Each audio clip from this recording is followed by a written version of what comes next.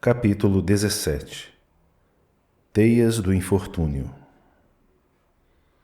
Parecia que o ano 58 estava destinado a assinalar os mais penosos incidentes para a vida do senador Lentulus e de sua família.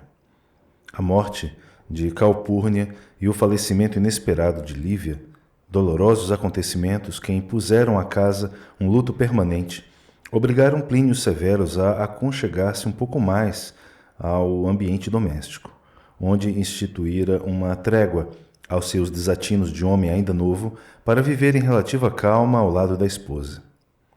Aurélia, contudo, na violência de suas pretensões, não descansava. Conseguindo introduzir uma serva astuta junto de Flávia, de conformidade com o antigo projeto da sua mentalidade doentia, iniciou a sinistra execução de um plano diabólico, no sentido de envenenar vagarosamente a rival retraída e desditosa. A princípio, observou a filha do senador que lhe surgiam algumas erupções cutâneas que, consideradas de somenos importância, foram tratadas tão somente à pasta de miolo de pão misturado ao leite de jumenta, medicamento havido na época como específico dos mais eficazes para a conservação da pele.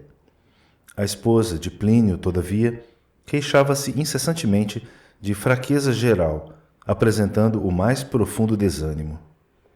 Quanto a Plínio, o retomar a normalidade da vida pública e entregar-se de novo ao violento amor de Aurélia foi questão de poucos dias, regressando à vida espetaculosa com a amante e agora com a situação sentimental muito agravada pelas caluniosas denúncias de Saul acerca das relações afetuosas de Agripa com a esposa. Plínio Severus, embora generoso, era impulsivo. No regime familiar, seu espírito era o desses tiranos domésticos que, adotando a conduta mais desregrada e incompreensível, não toleram a mínima falta no santuário da família. A despeito de sua orientação errônea e condenável, passou a vigiar constantemente o irmão e a esposa, com a feroz impulsividade do leão ofendido. Saul de Gioras, por sua vez, despeitado com a sublime e fraternal afeição entre Flávia e Agripa, não perdia ensejo para envenenar o coração impetuoso do oficial, levando-lhe as calúnias mais torpes e injustificáveis. Agripa, na sua generosidade e no seu sentimentalismo, não podia adivinhar as ciladas que o enredavam na vida comum e prosseguia com a preciosa atenção de sua amizade junto da mulher que não podia amá-lo senão com o sublimado amor fraterno. O ex-escravo dos Severos não perdia, contudo, as esperanças. Procurando frequentemente o velho Araxes, que aumentava de cupidez e ambição à medida que se lhe multiplicavam os anos, aguardava ansiosamente o instante de realizar sua apaixonada aspiração.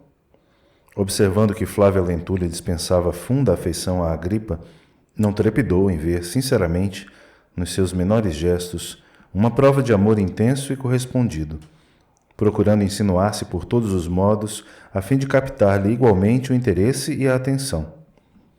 Uma noite, depois de mais de 2 meses de expectativa ansiosa para atingir seus fins ignóbeis, conseguiu aproximar-se da jovem senhora, quando sozinha. Ela repousava em largo divã do espaçoso terraço.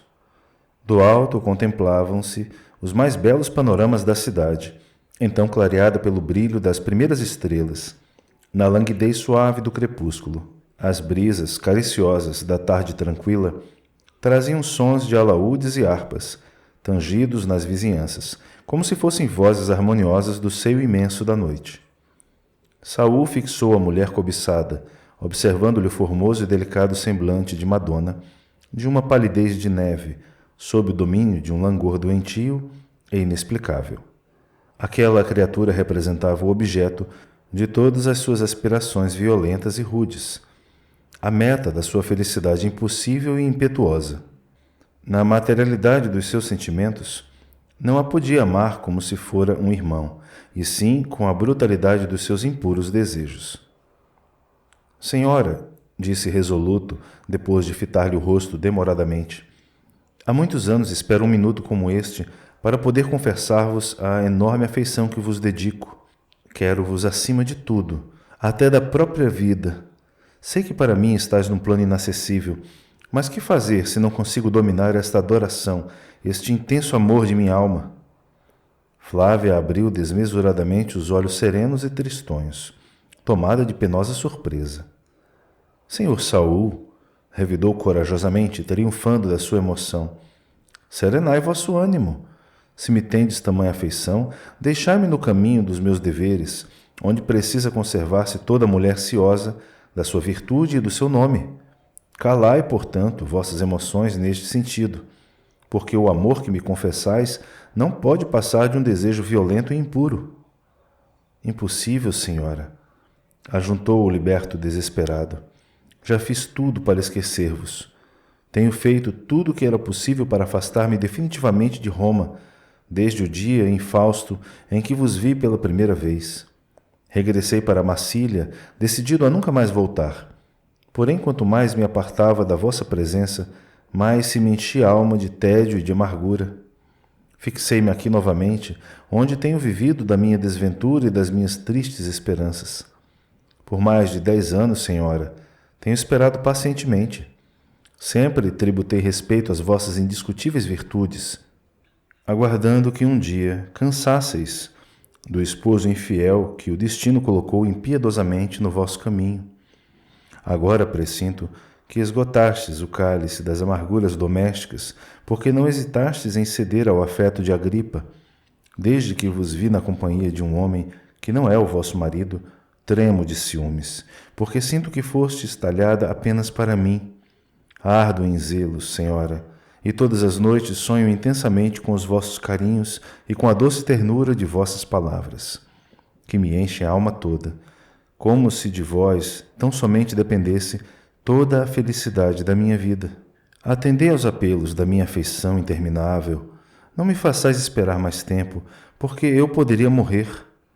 Flávia Lentulha ouvia-o agora entre surpreendida e aterrada. Quis levantar-se, mas faltou-lhe o ânimo preciso. Mesmo assim, teve a coragem necessária para responder-lhe. Enganai-vos! Entre mim e Agripa existe apenas uma afeição santificada e pura de irmãos que se identificam nas provações e nas lutas da vida. Não aceito as vossas insinuações acrimoniosas à vida particular de meu marido. Porque tenha ele a conduta que lhe aprouver na existência, eu devo ser a sentinela do seu lar e a honra do seu nome. Se puderdes compreender o respeito devido a uma mulher, retirai-vos daqui, porque os vossos propósitos de traição me causam a mais funda repugnância. Deixar-vos? Nunca, exclamou Saul com terrível entono. Esperar tantos anos e nada conseguir? Nunca, nunca. E avançando para a senhora indefesa, que se levantara num esforço supremo, abraçou-lhe o busto em ânsias apaixonadas, retendo-a nos braços impulsivos por um rápido minuto. Saul, todavia, na sua excitação e terrível impulsividade, não teve ânimo para resistir à força sobre-humana com que a pobre senhora se defendeu naquele transe penoso para sua alma sensível, e perdeu a presa que lhe escapou inopinadamente das mãos criminosas, descendo imediatamente aos seus aposentos, onde se recolheu, chorando as lágrimas da sua dignidade ofendida, mas evitando qualquer nota escandalosa sobre o incidente. Só no dia seguinte, à noite, Plínio Severus regressou à casa encontrando a esposa desalentada e abatida. Censurando-lhe a ausência na intimidade conjugal, o esposo infiel respondeu-lhe secamente: Mais uma cena de ciúmes? Bem sabes que isso é inútil. Plínio, meu querido, esclareceu entre lágrimas, não se trata de ciúmes, mas da justa defesa de nossa casa. E, em rápidas palavras, a desventurada criatura opôs ao corrente de todos os fatos. Todavia, o oficial esboçou um sorriso de incredulidade, acentuando com certa indiferença: Se esta longa história é mais um artifício de mulher ciumenta para me reter na insipidez do ambiente doméstico, todo o esforço é dispensável, porque Saul é o meu melhor amigo. Ainda ontem, quando me encontrava em sérias aperturas financeiras para resgatar algumas dívidas, foi ele quem me emprestou 800.000 sestércios. Seria melhor, portanto, que prezasses mais alto a honra do nosso nome, abandonando as tuas relações com Agripa, já excessivamente comentadas, para que eu alimente qualquer dúvida.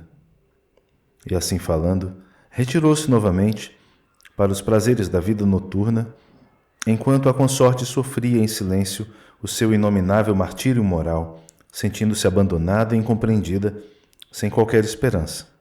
Alguns dias correram lentos, amargos, dolorosos. Flávia, dado seu natural retraimento feminino, não teve coragem de confiar ao pai, já de si tão acabrunhado pelos golpes da vida, a sua enorme desdita. Agripa, observando-lhe o abatimento, buscava confortar-lhe o coração com generosas palavras, examinando as perspectivas de melhores dias no porvir.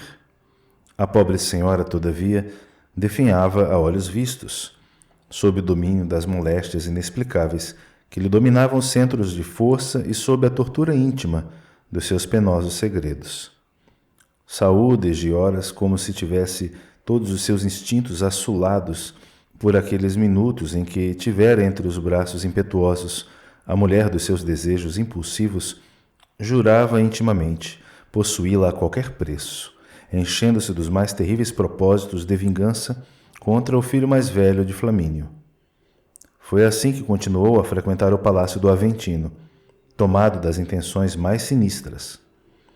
Respeitando as antigas tradições da família Severus, que sempre fizera questão de proporcionar a aquele liberto um perfeito tratamento de amigo íntimo, Públio Lentulus, embora a pouca simpatia que lhe inspirava, concedia-lhe o máximo de liberdade na sua residência, sem de leve suspeitar dos seus propósitos condenáveis. Agora, Saúl não buscava a intimidade da família nem procurava avistar-se de modo algum com a esposa de Plínio ou com o pai, conservando-se na companhia dos servos da casa ou permanecendo nos aposentos particulares de Agripa ou do irmão, que nunca lhe haviam negado a mais sincera confiança. Da sua permanência nas sombras, todavia, procurava observar os mínimos gestos do irmão mais velho de Plínio, que, atendendo à situação de abatimento de Flávia Lentúlia, se conservava horas a fio, muitas vezes em companhia do velho senador, nos seus apartamentos privados, ora prolongando as suas tristes esperanças no futuro, com a possível compreensão do irmão, ora dando-lhe a conhecer os versos mais admirados da cidade, comentando-se fraternalmente as bagatelas encantadoras da vida social. Diariamente, contudo, o sicofanta Saúl procurava o marido de Flávia, para colocá-lo ao corrente de fatos injustificáveis e inverossímeis a respeito da vida íntima de sua mulher. Plínio Severus dava todo o crédito aos desarrazoamentos do falso amigo, afervorando cada vez mais sua dedicação a Aurélia, que lhe empolgava o coração assediado e enceguecido pelas mais torpes tentações da vida material. Envenenado pelas intrigas criminosas e reiteradas de Saúl, licenciara-se o oficial, de modo a realizar uma viagem às Gálias, com a amante, por satisfazer-lhe caprichosos desejos há muito manifestados. No dia da partida para Massília, de onde pretendia demandar o interior da província, foi procurado por Saúl na residência de Aurélia, a qual ficava próxima do fórum.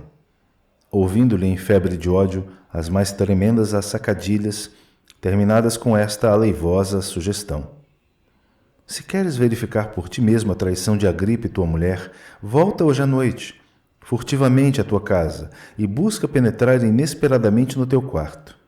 Não precisarás, então, dos zelos da minha dedicação amiga, porque encontrarás teu irmão em atitudes decisivas.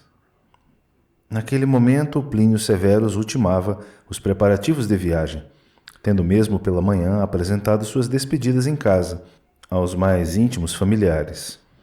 Para justificar os imperativos de sua ausência, alegara determinações expressas da chefia de suas atividades militares, embora fossem muito diversos os verdadeiros e inconfessáveis motivos da partida. Ouvindo, entretanto, as graves denúncias do liberto judeu, o oficial preparou-se para enfrentar qualquer eventualidade, dirigindo-se à noite para o palácio do Aventino, com o espírito atormentado por tigrinos sentimentos.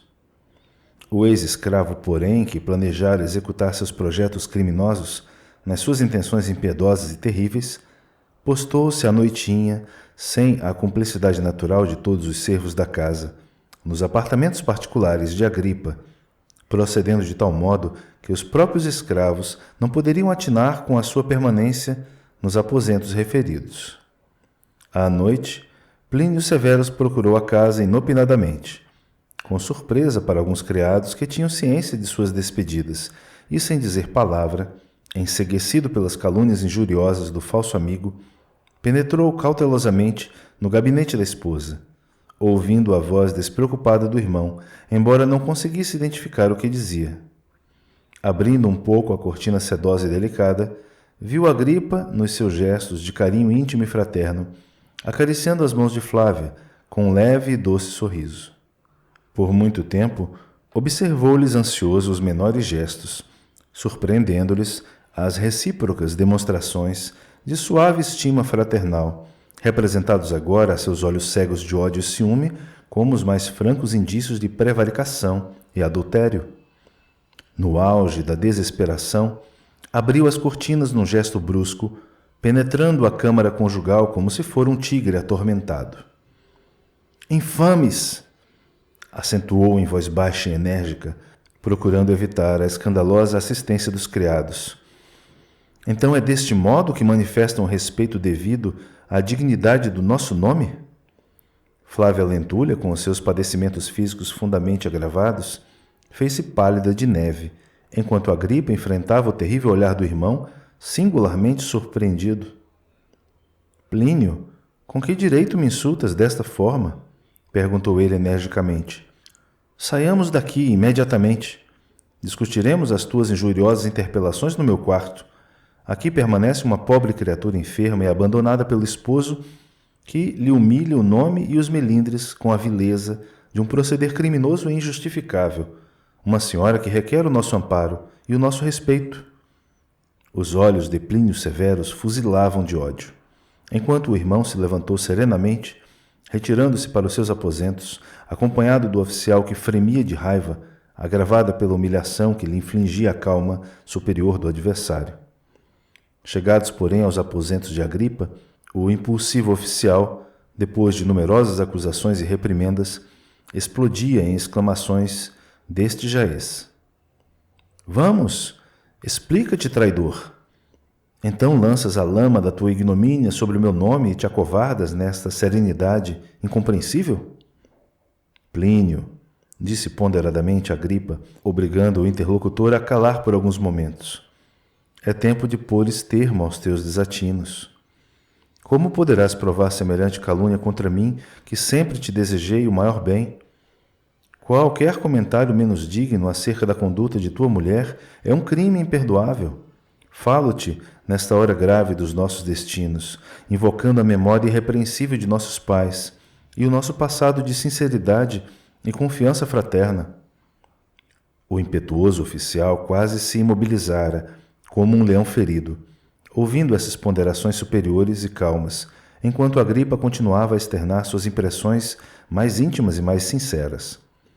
«E agora», prosseguiu com serenidade, «já que reclamas um direito que nunca cultivaste, em vista da sucessão interminável dos teus desatinos na vida social, devo afirmar-te que adorei tua mulher acima de tudo em toda a vida. Quando gastavas a tua mocidade junto do espírito turbulento de Aurélia, vimos Flávia, na sua juventude, pela primeira vez, logo após o seu regresso da Palestina, e descobri nos seus olhos a claridade afetuosa e terna que deveria iluminar a placidez do lar que eu idealizei nos meus dias que se foram. Mas descobriste simultaneamente a mesma luz, e eu não hesitei em reconhecer os direitos que te cabiam no coração, porque ela correspondeu à intensidade do teu afeto, parecendo-me unida a ti pelos laços indefiníveis do santificado mistério. Flávia te amava, como sempre te amou. E a mim só competia esquecer, buscando ocultar as minhas ansiedades torturantes e angustiosas. Ao ensejo do teu casamento, não resisti vê-la partir nos teus braços, e depois de ouvir a palavra materna, amorosa e sábia, demandei outras terras com o coração esfacelado. Por 10 anos amargurosos e tristes, peregrinei entre Massília e a nossa propriedade de Avênio, em aventuras loucas e criminosas. Nunca mais pude acarinhar a ideia da constituição de uma família, atormentado constantemente pelas recordações da minha desventura silenciosa e irremediável. Ultimamente voltei a Roma com os derradeiros resquícios da minha ilusão dolorosa e malograda. Encontrei-te no abismo das afeições ilícitas e não te expobrei os deslizes injustificáveis. Sei que gastaste 3/4 partes dos nossos bens comuns, satisfazendo a louca prodigalidade de tuas aventuras infelizes e degradantes. E não te censurei o procedimento insólito. E aqui, nesta casa, sob este teto que constitui para nós ambos o prolongamento carinhoso do teto paternal, não tenho sido para tua mulher senão um irmão dedicado e amigo. Vendo-se acusado claramente por suas faltas e sentindo-se ferido nas suas vaidades de homem, Plínio Severus reagiu com mais ferocidade, exclamando exaltadamente na sua desesperação: Infame! É inútil aparentares esta superioridade inacreditável. Somos iguais, nos mesmos sentimentos, e não creio na tua dedicação desinteressada nessa casa. Há muito tempo vives com Flávia, ostensivamente em aventuras criminosas, mas resolveremos agora toda a nossa questão pela espada, porque um de nós deve desaparecer. E arrancando a arma de que fora munido para qualquer eventualidade, avançou decididamente para o irmão, que cruzou os braços serenamente, esperando-lhe o golpe implacável. Então, onde se encontram os teus brios de homem? Exclamou Plínio exasperado. Esta serenidade expressa bem a tua covardia. Coloca-te em defesa da vida, porque quando dois irmãos disputam a mesma mulher, um deles deve morrer. Agripa Severus, porém, sorriu tristemente, retorquindo: Não retardes muito a consumação dos teus propósitos, porque me prestarás o bem supremo da sepultura, já que a minha vida, com as suas torturas de cada instante, nada mais representa que um caminho escabroso e longo para a morte. Reconhecendo-lhe a nobreza e o heroísmo, mas acreditando na infidelidade da mulher, Plínio guardou novamente a espada, exclamando: Está bem, eu podia eliminar-te, mas não o faço, em consideração à memória de nossos pais inesquecíveis. Todavia, continuando a acreditar na tua infâmia, partirei daqui para sempre, levando no íntimo a certeza de que tenho em teu espírito de traidor o meu maior e pior inimigo. Sem mais palavra, Plínio retirou-se a passos largos, enquanto o irmão, caminhando até a porta, lançava-lhe um derradeiro apelo afetuoso para que não se fosse. Alguém, todavia, acompanhara a cena, detalhe por detalhe. Esse alguém era Saul, que, saindo do seu esconderijo e apagando inopinadamente a luz do quarto, alcançou Agripa num salto certeiro pelas costas, vibrando-lhe violento golpe. O pobre rapaz caiu redondamente numa poça enorme de sangue, sem que lhe fosse possível articular uma palavra. Em seguida ao ato criminoso, fugiu o liberto, afetando despreocupação, sem que ninguém pudesse atinar com a dolorosa ocorrência. No seu quarto, porém, Flávia Lentulha se surpreendia com a demora da solução de um caso em que se via envolvida, e também considerado por ela, à primeira vista, como um acontecimento sem importância. Levantou-se, depois de considerável esforço, dirigindo-se à porta que comunicava os apartamentos de Agripa com o peristilo. Mas, surpreendida com a escuridão e silêncio reinantes, apenas escutou, vindo do interior, um leve rumor, semelhante aos sons roucos de uma respiração fatigada e opressa. Dominada por dolorosos pressentimentos, a desventurada criatura sentiu bater-lhe o coração descompassadamente. A ausência de luz, aquele ruído de respiração estertosa e, sobretudo, o profundo e pavoroso silêncio fizeram-na recuar, buscando o socorro e a experiência de Ana, que lhe conquistara igualmente o coração, pela dedicação e pela humildade, em todos os dias daquele amargurado período da sua existência.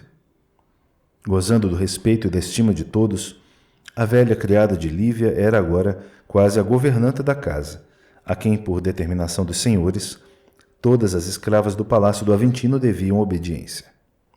Chamada por Flávia aos seus aposentos particulares, a velha senhora dos Lentulos depois de ouvir a apressada confidência da senhora, compartilhando-lhe os receios, acompanhou-a ao quarto de Agripa, em cuja porta de entrada também parou pensativa, embora já não mais se ouvisse a respiração opressa, observada minutos antes pela esposa de Plínio.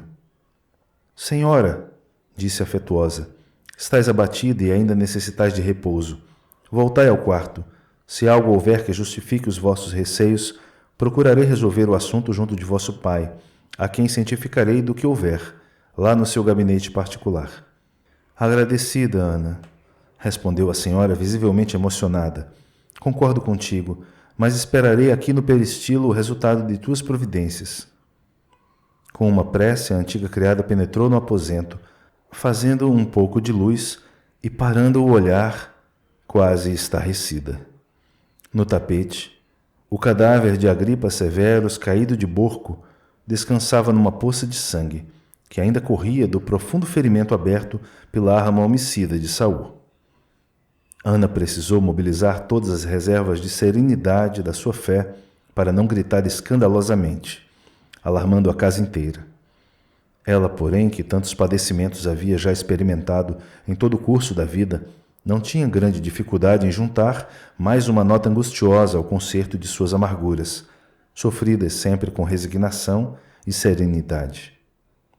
Todavia, sem poder dissimular a angústia e a profunda palidez, voltou novamente ao peristilo, exclamando algo inquieta para Flávia Lentúlia, que lhe observava os mínimos gestos ansiosamente. Senhora, não vos assusteis, mas o senhor Agripa está ferido. E aos primeiros movimentos de curiosidade angustiosa da filha do senador, a qual se lembrava da profunda desesperação do esposo, momentos antes, Ana acalmou-a com estas palavras. Não temos tempo a perder. Procuremos o senador para as primeiras providências. Contudo, suponho que devo cuidar sozinha dessa tarefa, aconselhando-vos a buscar tranquilidade no vosso quarto. Mas, silenciosas e inquietas, dirigiram-se as duas apressadamente ao gabinete de Públio, absorvido em numerosos processos políticos, no seio tranquilo da noite. Agripa? Ferido? Perguntou altamente surpreendido o senador, depois de se inteirar da ocorrência pela palavra de Ana. Mas quem teria sido autor de semelhante atentado nesta casa? Meu pai, respondeu Flávia entre lágrimas. Ainda há pouco, Plínio e Agripa tiveram séria altercação no interior dos meus aposentos. Públio Lentulus percebeu o perigo das palavras confidenciais da filha, em tais circunstâncias, e como não podia acreditar que os filhos de Flamínio, sempre tão unidos e generosos, fossem ao extremo das armas, acentuou decisivamente. Minha filha, não acredito que Plínio e Agripa se abalançassem a tais extremos. E como estivesse na presença de Ana, que por mais conceituada que fosse agora, na sua confiança pessoal, não podia modificar a estrutura de suas rígidas tradições familiares, acrescentou, como se quisesse prevenir o espírito da filha contra qualquer revelação inconveniente que pudesse envolver o seu nome em escândalos sociais irremediáveis. Além disso, não me pareces muito certa em tuas lembranças, porque Plínio se despediu de manhã, seguindo viagem para Massília. Não podemos esquecer esta circunstância. Não se viu algum desconhecido nesta casa? Senhor, respondeu Ana com humildade. Há alguns minutos vi que o senhor Saul se retirava apressado lá do quarto do ferido. De acordo com as minhas observações e atenta à sua familiaridade com os vossos amigos, suponho pessoa indicada para nos dar qualquer esclarecimento. Os olhos do velho senador brilharam estranhamente, como se houvesse encontrado a chave do enigma. Nesse instante, porém, enquanto organizava os seus papéis apressadamente, a fim de prestar os primeiros socorros ao ferido, Flávia Lentúlia, como se as observações de Ana lhe suscitassem novas explicações, rompeu soluçante. Meu pai, só agora me recordo de que vos deveria cientificar de coisas muito graves. Filha, acudiu com decisão, estás doente e fatigada, recolhe-te ao quarto. Procurarei a tudo remediar. É muito tarde para qualquer ponderação. As coisas graves são sempre más, e o mal que não se corta pela raiz, com esclarecimento oportuno, É sempre uma semente de calamidade guardada em nosso coração, para arrebentar em lágrimas de amargura, nas horas inesperadas da vida. Falaremos, pois, mais tarde. Cumpre agora providenciar o que seja mais urgente e necessário. Retirando-se apressado com a serva, em demanda dos apartamentos do rapaz, notou que Flávia obedecia sem discussão às suas determinações, recolhendo-se ao quarto. Penetrando nos aposentos de Agripa em companhia da velha serva, Públio Lentulus conseguiu medir toda a extensão da tragédia ali desenrolada, sob o seu teto respeitável. Fechando a porta de acesso, o senador verificou que o filho mais velho do seu inesquecível Flamínio estava morto, restando saber os íntimos detalhes daquele drama doloroso, cujo fim sangrento era a única cena que ali se deparava. Ajoelhando-se ao lado do cadáver, no que foi acompanhado pela serva e amiga leal, falou compungidamente. Ana, é muito tarde. O meu pobre Agripa já não vive, nem haveria possibilidade de socorro para um ferimento dessa natureza. Parece haver expirado há poucos momentos. Alçando ao alto o olhar marejado de lágrimas, exclamou amarguradamente. Ó manes de meu desventurado filho, acolhei as nossas súplicas pelo descanso perpétuo de tua alma. Todavia, aquela prece morrera-lhe no íntimo. A voz tornara-se frouxa e oprimida. Aquele espetáculo hediondo abalara-o profundamente. Queria falar sem o conseguir, porquanto tinha a garganta como que dilacerada e rebelde, sob a força dos singultos do coração que lhe morriam latentes na soledade da imperiosa fortaleza espiritual. Ana o contemplou aflita, porque seus olhos nunca o haviam observado em atitude tão íntima em todo o longo tempo de serviço naquela casa.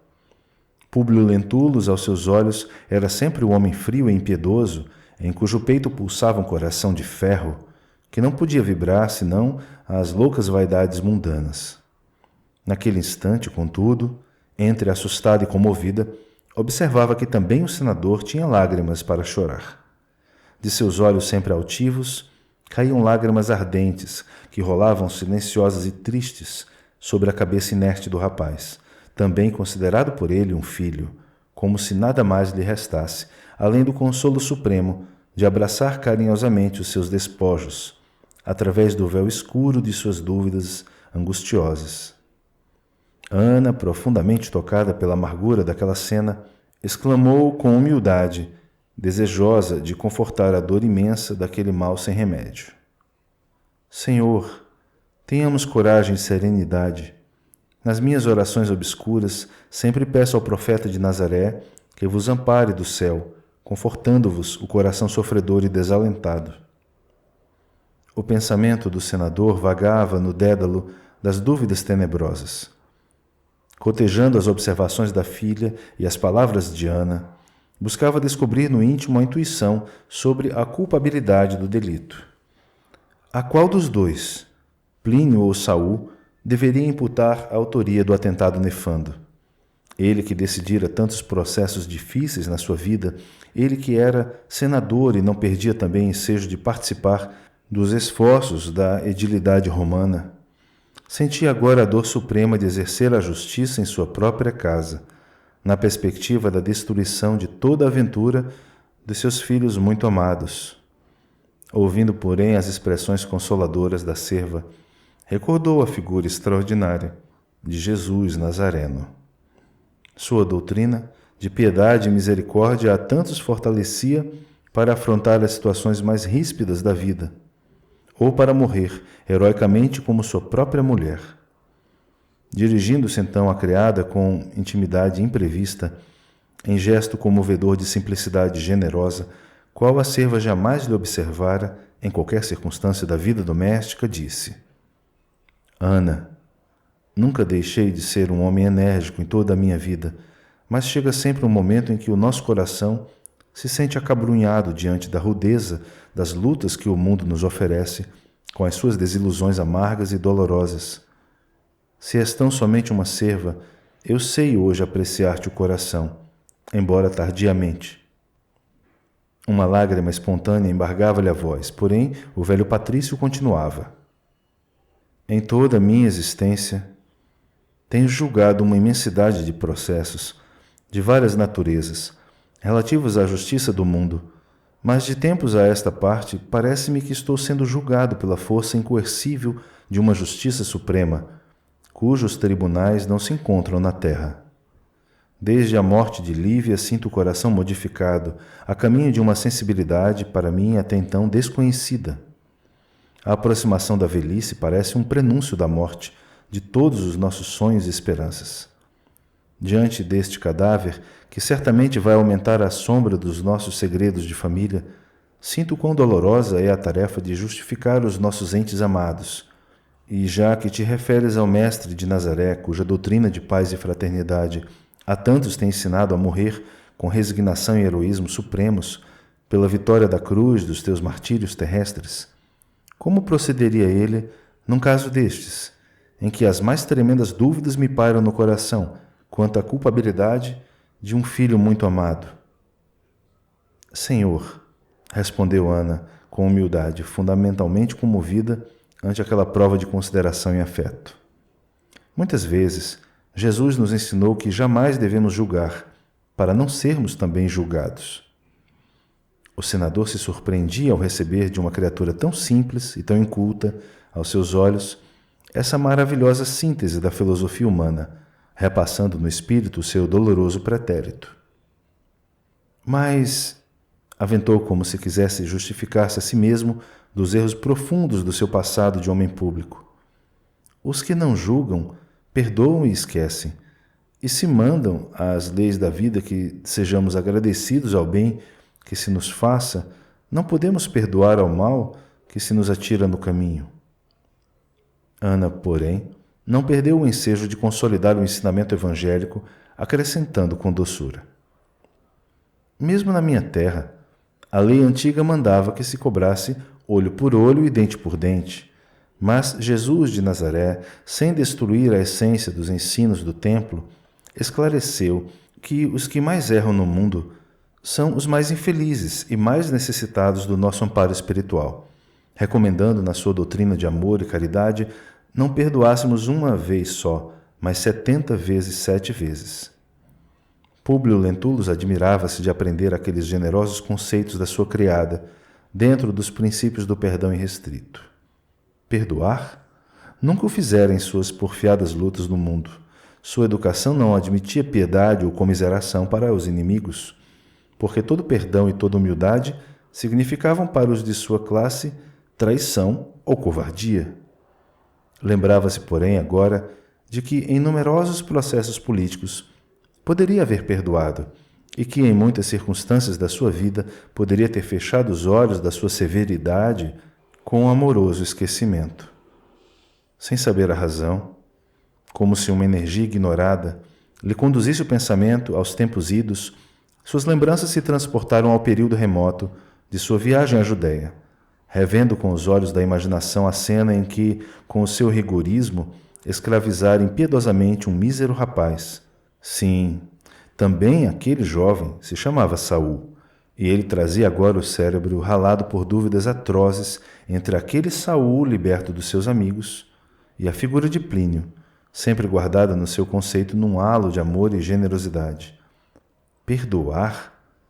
E o pensamento do senador se quedava em meditações amargas e penosíssimas, naqueles minutos angustiados e longos. Era talvez uma das poucas vezes na vida em que o seu cérebro duvidava, receoso de fazer cair a austeridade do julgamento sobre a fronte de um filho muito querido. Mas, saindo dessa apatia de alguns minutos, exclamou com resolução: Ana, o profeta Nazareno devia ser de fato uma figura divina aqui na terra. Eu, porém, sou humano e careço de forças novas para viver uma existência fora da minha época. Quero perdoar e não posso. Quero julgar neste caso e não sei como fazê-lo. Mas hei de saber decidir quanto à solução deste terrível problema. Farei o possível por observar os preceitos do teu mestre, guardando uma atitude de silêncio, até que venha a conhecer o verdadeiro culpado. Quando então buscarei não julgar como os homens, mas pedir a essa justiça divina que se manifeste amparando meus pensamentos e esclarecendo os meus atos.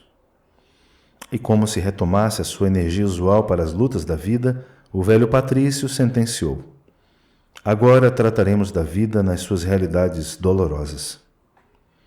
Colocou o cadáver de Agripa no leito e, recomendando à serva que preparasse o espírito da filha, amparando-lhe o coração no angustioso transe, abriu as portas do aposento, requisitou a presença de todos os fâmulos da casa, levando a ocorrência ao conhecimento das autoridades e procedendo simultaneamente a rigoroso inquérito, a fim de apurar a procedência do crime, embora um episódio daquela natureza fosse considerado vulgaríssimo nos dias atribulados da Roma de Domício Nero. Alguns criados alegavam ter visto Plínio Severus com o irmão durante a noite, mas a palavra do senador anulava-lhes as informações, com a afirmativa de que o irmão da vítima havia partido durante o dia, em demanda do porto de Massília. Saul era, desse modo, a pessoa naturalmente indicada para prestar declarações, e antes mesmo que se realizassem as cerimônias fúnebres, o senador, interrogando-o particularmente, supunha ter razões para crer na sua culpa, observando-lhe as evasivas e alusões descabidas, que não satisfaziam as exigências da sua perquirição psicológica. Suas afirmações indiretas não coincidiam com asseverações incisivas de Ana, cuja retidão de palavra ele bem conhecia. Em alguns tópicos de suas informações, negou estivesse presente nos aposentos de Agripa, e isso foi o bastante para que o senador verificasse que mentia. Quanto a Plínio, não fora de fato encontrado, obtendo-se tão somente a lacônica participação da sua partida para Massília, o que realmente ocorrera na mesma noite da tragédia, depois da altercação decisiva com o irmão no palácio do Aventino. E assim, em companhia de Aurélia, demandava ele as galhas em suntuosa galera, singrando as águas calmas do antigo mar romano. O senador, porém, apenas desejava ouvir melhor as confidências da filha para arrancar a confissão suprema do mísero liberto de Flamínio, de cuja culpabilidade não tinha mais dúvida. Procurou Dessarte realizar com a maior discrição os funerais do filho do seu inesquecível amigo, aos quais Saúl de Gioras teve a desfaçatez de assistir, com toda a serenidade venenosa do seu espírito mesquinho. Sob o efeito pernicioso de tóxicos letais que lhe haviam sido aplicados por Ateia, a serva traidora, paga por Aurélia, a qual, na sua inocência, havia envenenado todos os cosméticos de uso de sua ama, destinados ao tratamento da pele e dos cílios. Flávia Lentulha tinha agora todos os padecimentos físicos singularmente agravados, além da terrível situação moral em face da penosa ocorrência e de seu acabrunhamento por força de insolúveis dúvidas.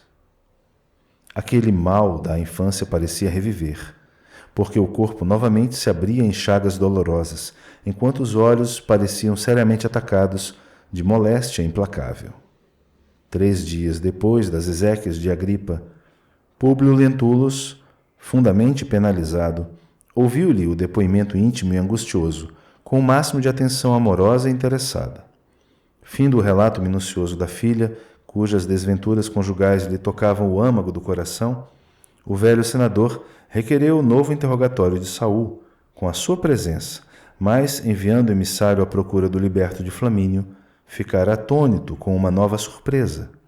Saúl de Gioras, depois de responder às arguições particulares de Públio Lentulus, quando ainda não se haviam realizado os funerais de Agripa Severus, percebeu claramente a atitude mental daquele para consigo, concluindo que não lhe seria possível enganar o tato psicológico do velho senador. 2 dias após as cerimônias fúnebres, o liberto procurou Araxes, no seu miserável refúgio do Esquilino, com um espírito exacerbado e inquieto. Crendo sinceramente nas intervenções maravilhosas do mago, à vista das suas faculdades divinatórias, aproveitadas, aliás, por forças tenebrosas do plano invisível, ligadas às suas sinistras ambições de dinheiro, notou Saúl que o adivinho o recebia com a misteriosa fleuma de sempre. Deixou bem visível a volumosa bolsa recheada, como a demonstrar-lhe as ricas possibilidades financeiras para a aquisição do talismã de sua ventura. O velho feiticeiro, encarquilhado pelos anos, reconhecendo-lhe as disposições generosas, desfazia-se em sorrisos de benevolência ambiciosa e enigmática, parecendo devassar-lhe o olhar assustadiço e inquieto, com seus olhos móveis e penetrantes. Araxes, exclamou Saul com voz quase súplice, estou cansado de esperar o amor da mulher que adoro. Estou aflito e preocupado. Preciso serenar minhas penosas aflições. Ouve-me, quero de tuas mãos o talismã da felicidade para o meu amor desventurado. O velho adivinho guardou por minutos a cabeça entre as mãos, no gesto que lhe era peculiar, e depois respondeu em voz quase sumida: Senhor, dizem-me as vozes do invisível que as vossas aflições não são resultantes de um amor incompreendido e desesperado.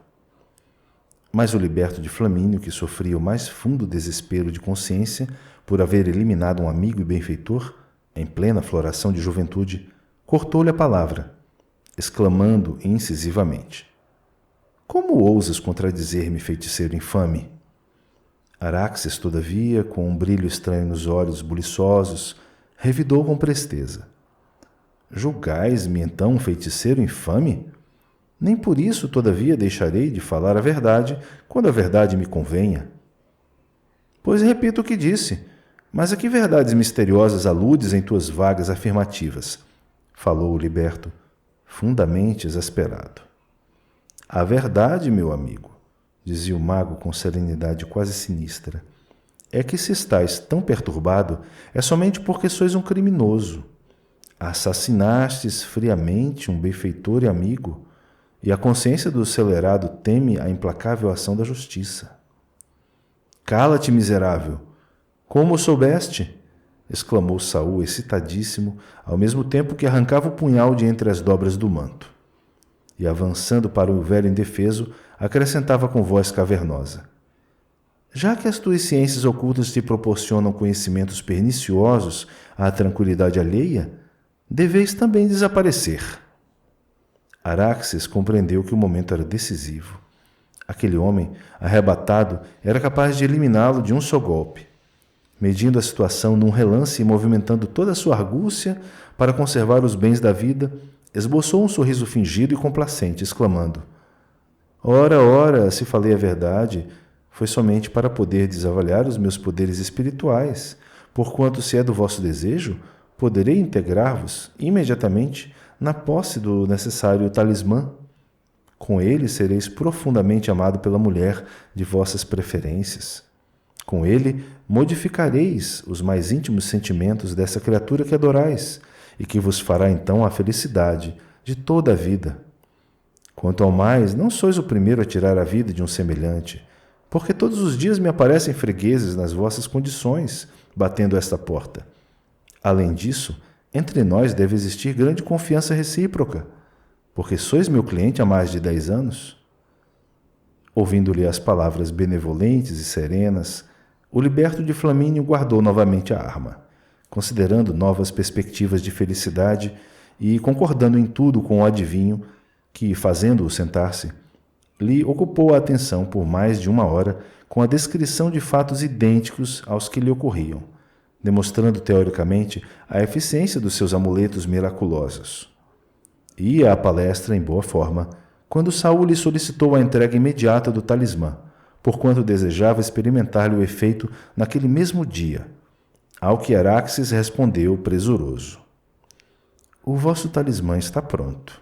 Posso entregar-vos essa preciosidade agora mesmo, dependendo tão somente de vós mesmos, porque precisareis beber o filtro mágico, que vos colocará na situação espiritual requerida pelo cometimento. Saul não fez questão de submeter-se às imposições do velho egípcio, nas suas manobras estranhas e misteriosas. Penetrando uma câmara ornamentada de vários símbolos extravagantes que lhe eram totalmente desconhecidos. Araxes levava a efeito as encenações mais sugestivas. Vestiu-lhe, sobre a toga comum, larga túnica igual à sua, e depois de fingidas posições de magia incompreensível, foi ao interior do pequeno laboratório, onde tomou de um tóxico violento, monologando intimamente de si para consigo. vais receber o talismã que mais te convém neste mundo. Deitou algumas gotas do perigoso filtro numa taça de vinho e, com largos gestos espetaculosos, como se estivesse obedecendo a ritual ignorado, deu-lhe a beber o conteúdo, prosseguindo nos gestos exóticos, que eram bem as expressões pitorescas e sinistras de extravagante magia de morte. Ingerindo o vinho, na melhor intenção de guardar o amuleto da sua felicidade, o perigoso liberto sentiu que os membros se relaxavam sob o império de uma força desconhecida e destruidora, porquanto lhe faltava a própria voz para externar as emoções mais íntimas. Quis gritar, mas não o conseguiu, e inúteis foram todos os esforços para levantar-se. Aos poucos, os olhos turvaram-se lugubremente, como enevoados por sombra espessa e indefinível. Desejou manifestar seu ódio ao mago assassino, defender-se daquela angústia que lhe sufocava a garganta, mas a língua estava hirta e um frio penetrante invadiu-lhe os centros vitais. Deixando pender a cabeça sobre os cotovelos apoiados ao longo da mesa ampla, compreendeu que a morte violenta lhe destruía todas as forças vivas do organismo. Aráxes fechou tranquilamente o quarto, como se nada houvesse acontecido, e voltou à loja, atendendo solícito a clientela numerosa, sem quebra da habitual serenidade. Antes da noite, porém, penetrou na câmara mortuária e esvaziou a bolsa do cadáver, guardando as moedas silenciosamente entre as suas fartas reservas de avarento. Depois das 23 horas, quando a cidade dormia, o velho feiticeiro do Esquilino misturava-se aos escravos que faziam o serviço noturno dos transportes, conduzindo uma pequena carroça de mão, dentro da qual ia um grande volume. Após o longo trajeto, ganhava as cercanias do fórum entre o Capitólio e o Palatino, onde descansou, esperando o derradeiro quarto da madrugada, quando então despejou a carga num ângulo escuro da via pública, voltando tranquilamente para o seu sono de cada noite. De manhã, o cadáver de Saul foi facilmente identificado, e quando o senador buscava o liberto para declarações, recebeu a surpresa daquela notícia, inquirindo a si mesmo as razões daquela morte imprevista e estranha. Aturdido com a entrosagem do mecanismo da justiça divina e perguntando intimamente à própria consciência se Saul não seria daqueles criminosos imediatamente justiçados pela lei das compensações, no caminho infinito dos destinos. Seu coração, mais que nunca inclinado ao exame das profundas questões filosóficas, perdia-se num abismo de conjecturas, recordando a recomendação do espírito de Flamínio e as elevadas lições de Ana, calcadas no Evangelho. Procurava com a maior boa vontade resolver o problema do perdão e da piedade. Desejoso de satisfazer a própria consciência nas atividades da vida prática, buscou contrariar suas tradições e costumes em face do acontecimento, e, dirigindo-se à residência do algoz de seus filhos, tomou todas as providências para que não lhe faltassem a decência e o respeito nas cerimônias fúnebres. Alguns escravos e servos de confiança estavam habilitados a resolver todos os problemas atinentes aos negócios deixados pelo morto, mas, cooperando nas exéquias, Públio Lentulo se sentia satisfeito por vencer a aversão pessoal, homenageando ao mesmo tempo a memória de Flamínio. Localizando-se com a nova companheira em Avênio, Plínio Severo soube, por intermédio de amigos, da tragédia que se desenrolara em Roma na noite de sua ausência, sendo igualmente cientificado das dúvidas penosas que pairavam a seu respeito. Profundamente tocado nas suas fibras emotivas, lembrando-se do irmão que tantas vezes lhe testemunhara as mais altas provas de afeto, desejou regressar de maneira a esclarecer convenientemente o assunto, vingando-lhe a morte. Todavia, amolecido, nos braços de Aurélia e receoso do julgamento do velho senador, respeitado como um pai, além da suspeita que lhe causava a notícia da inexplicável enfermidade da esposa, deixou-se ficar na sua vida incompreensível, através de Avênio, Massília, Arelate, Antípolis e Nice, buscando esquecer no vinho dos prazeres as grandes responsabilidades que lhe cabiam. Junto de Aurélia, a vida do oficial decorreu em tranquilidade condenável, por 3 longos anos, quando um dia teve a dolorosa surpresa de encontrar a companheira pérfida e insensível nos braços do músico e cantor Sérgio Acerrônios, chegado a Massília com as ruidosas alegrias da capital do império. Nesse dia, amargurado da sua existência, o filho de Flamínio investiu sobre a mulher traidora de arma na mão, disposto a tirar-lhe a vida criminosa e dissoluta. No instante, porém, da sua desforra, considerou intimamente que o assassínio de uma mulher, ainda que diabolicamente perversa, não deveria entrar nos trâmites da sua vida, supondo ainda que deixá-la viver no caminho escabroso de suas crueldades seria a melhor vindita do seu coração traído e desventurado. Abandonou então para sempre aquela mísera criatura que foi eliminada mais tarde em ânsia pelo punhal implacável de Sérgio, que não lhe tolerou a infidelidade e a pervicácia no crime. Sentindo-se só, Plínio Severus considerou amarguradamente os erros clamorosos da sua vida. Reviu o passado de futilidades condenáveis e atitudes loucas. Quase pobre, viu-se misérrimo para voltar ao ambiente romano, onde tantas vezes brilhara na mocidade em aventuras pródigas e felizes. Debalde lhe enviara o senador apelos afetuosos. Chamado a brios pelas lições dolorosas do próprio destino, o oficial, amparado por alguns amigos de Roma, preferiu esforçar-se pela reabilitação nas cidades das Gálias, onde permaneceria longos anos em trabalho silencioso e rude, pelo reerguimento do seu nome diante dos parentes e amigos mais íntimos. Já entrado na idade madura, das profundas reflexões, grande lhe foi o esforço de reabilitação, distante dos entes mais caros.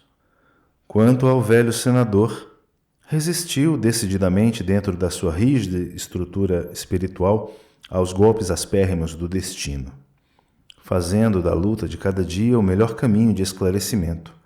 Viu passar os anos sem desânimo e sem ociosidade.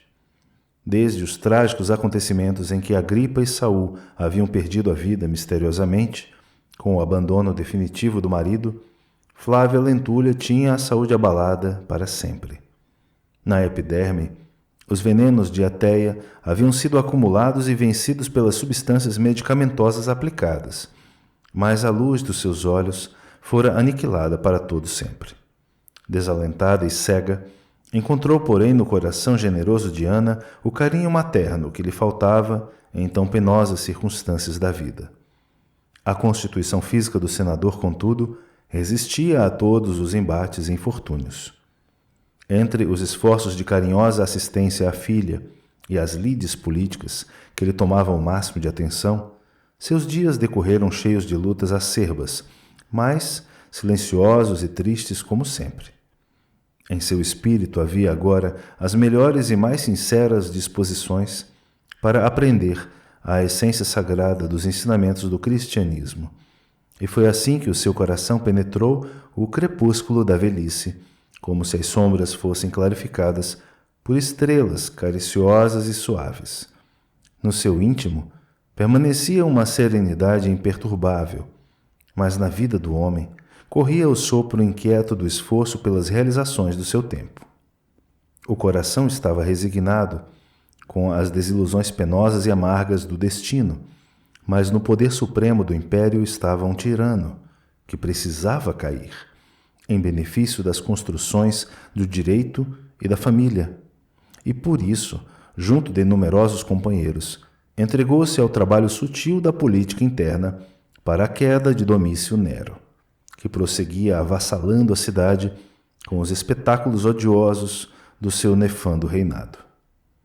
Caius Pisão, Sêneca, bem como outras figuras veneráveis da época, mais exaltadas no patriotismo e amor pela justiça, caíram sob as mãos criminosas do celerado que cingia a coroa.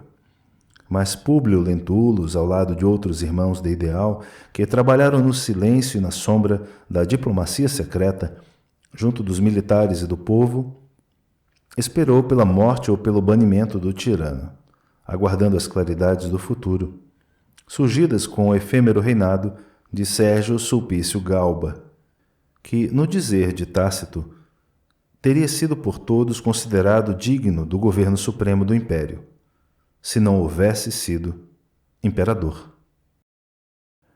Capítulo 18. Na destruição de Jerusalém. Mais de 10 anos correram, silenciosamente amargurados, depois de 58, sobre a vida comum das personagens desta história. Somente em 68 conseguira a política conciliatória de grande número de patrícios, entre os quais Públio Lentulus, o definitivo afastamento de Domício Nero e suas nefandas crueldades. Todavia, a ascensão de Galba durara poucos meses, e aquele ano de 69 ia definir grandes acontecimentos na vida do império. Lutas numerosas encheram a cidade de pavor e sangue. A terrível contenda entre Otão e Vitélio dividira todas as classes da família romana em facções hostis que se odiavam ao extremo. Afinal, a famosa batalha de Bedriaco dava o trono a Vitélio, que instaurou novo círculo de crueldades em todos os setores políticos. A diplomacia interna, porém, vigiava na sombra, examinando atentamente a situação de modo a não permitir a continuidade de novo surto de extermínio e de infâmia. Vitélio apenas conservou o governo por 8 meses, porque no mesmo ano de 69, as legiões do território africano, trabalhadas pela orientação sutil dos que haviam derribado Nero e seus asseclas, proclamaram Vespasiano para a suprema investidura do império. O novo imperador, que ainda se encontrava no campo de seus feitos de armas, empenhado na pacificação da Judéia distante, satisfazia as exigências mais avançadas de todas as classes civis e militares, sendo recebido em triunfo para o posto supremo, iniciando-se assim a era prestigiosa dos Flávios. Vespasiano integrava aquele grupo de patrícios operosos que contribuíra sem alardes para a queda dos tiranos. Amigo pessoal de Públio Lentulus, o imperador se tornara famoso não só por suas vitórias militares, mas também por seu criterioso tirocínio político, evidenciado em Roma desde os dias turbulentos de Calígula. Sob a sua orientação administrativa, ia abrir-se uma trégua nas imoralidades governamentais, inaugurar-se-ia novo período de compreensão das necessidades populares e, na rota dos seus planos econômicos financeiros, o império ia caminhar para os dias regeneradores de uma nova era. Públio recebeu todos os acontecimentos com a velada alegria possível aos seus 67 anos de lutas e fortes experiências da vida, sob a claridade serena da velhice. Todavia, sua fibra moral e resistência física eram as mesmas de sempre. Dentro da perspectiva de melhores dias para as realizações patrióticas, considerava agora como bem empregado todo o tempo que roubara a filha cega, para atender ao trabalho do bem coletivo. E foi nesse estado de espírito, com a consciência satisfeita pelo dever cumprido, de conformidade com as suas concepções, que se dirigiu ao palácio para atender a chamado especial do imperador, que muitas vezes não deixou de recorrer ao conselho dos seus mais antigos companheiros de ideal.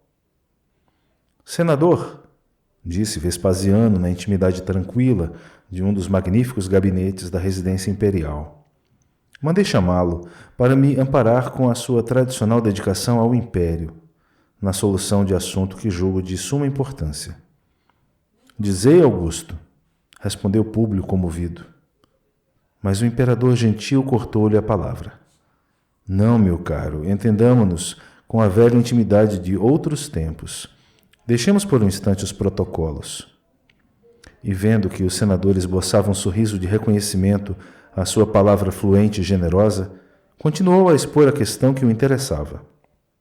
Chamado a Roma para o cargo supremo, não ousei desobedecer às sagradas injunções que me impeliam ao cumprimento desse grande dever, embora obrigado a deixar meu filho na obra de pacificação da Judéia amotinada. Trabalho esse que considerarei em toda a vida o meu melhor esforço pela vitalidade do império, no desdobramento de suas gloriosas tradições. Acontece, todavia, que o cerco de Jerusalém se vai prolongando demasiado, acarretando as mais sérias consequências para meus projetos econômicos, no programa restaurador que me propus a realizar no governo. Suponho que o meu valoroso Tito esteja necessitando de um conselho de civis, além dos assistentes militares que o acompanham na arrojada empresa, e lembrei-me de organizá-lo tão somente com os amigos mais íntimos, que conheçam Jerusalém e suas cercanias. Quando das minhas primeiras incursões na edilidade, tive conhecimento dos seus processos na reforma administrativa da Judéia, sabendo, portanto, da sua permanência em Jerusalém há mais de 20 anos. Era, pois, meu desejo que aceitasse, com outros poucos companheiros nossos, a incumbência de orientar melhor a tática militar de meu filho. Tito está necessitando da cooperação política de quem conheça a cidade nos seus menores recantos, bem como os seus idiomas populares, de maneira a vencer a situação que se vai tornando cada vez mais penosa. Públio Lentulus pensou na filha doente um instante, mas recordando-se da dedicação absoluta de Ana, que poderia perfeitamente substituir seus zelos por algum tempo, respondeu com decisão e energia: Meu nobre imperador, vossa palavra augusta é a palavra do império. O império manda e eu obedeço, honrando-me em cumprir vossas determinações e correspondendo aos impulsos generosos da vossa confiança. Muito agradecido, falou Vespasiano, estendendo-lhe a mão extremamente satisfeito. Tudo estará pronto de modo que sua partida e de mais 2 ou 3 amigos nossos se verifique dentro de 2 semanas, o mais tardar. E assim aconteceu. Depois das dolorosas despedidas da filha, que ficara aos cuidados da serva dedicada no Palácio do Aventino, o senador tomava a suntuosa galera que, largando de Hóstia, penetrou depressa o mar largo, rumo à Judéia. O velho patrício reviveu com penosa serenidade as peripécias da viagem dos seus tempos de juventude venturosa, quando a felicidade era para ele incompreensível, em companhia da esposa e dos 2 filhinhos. Sim, a pequenina figura de Marcos, o filho desaparecido, parecia surgir novamente a seus olhos sob uma auréola de radioso e santificado enlevo. Um dia, em Cafarnaum, levado pelas palavras caluniosas de Sulpício Tarquínios, duvidou da honorabilidade da mulher, acreditando mais tarde que o rapto da criança fosse uma consequência da sua infidelidade. Mas Lívia agora estava redimida de todas as suas culpas, no tribunal da sua consciência.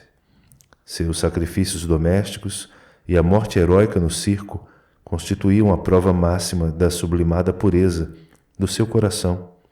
Naqueles instantes de meditação, figurava-se-lhe que voltava ao passado com os seus sofrimentos intermináveis, esbarrando sempre na sombra pesada do mistério, quando tentava reler as páginas desse doloroso capítulo da sua existência. A que abismos insondáveis e desconhecidos teria sido levado o pequenino que lhe perpetuaria a estirpe nobre? Suas emoções paternais pareciam alarmar-se de novo, depois de tantos anos e tantos padecimentos em família. Mas, embora lhe flutuassem no íntimo as mais penosas dúvidas, o senador, na rigidez da sua enfibratura moral, preferia crer consigo mesmo que Marcos Lentulus havia sido assassinado por malfeitores vulgares, dados ao roubo ou ao terrorismo, para nunca mais requisitar os seus desvelos paternais.